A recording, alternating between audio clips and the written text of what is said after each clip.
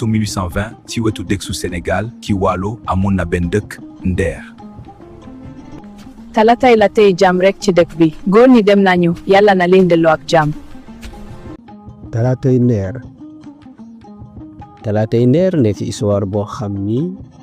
Sénégal dootuñu ko fàtte waaye àddina sax du ko fàtte. ay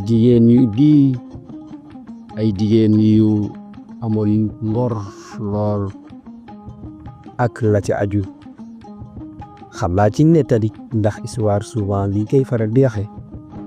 dana bari ay wute loolu rek waaye ci tënk rek liñ jot a jàpp li ñu jéggi ci nettali loolu ñu bëgg a waxtaane tey ci Talatay Nder ak xew-xew boobu na mu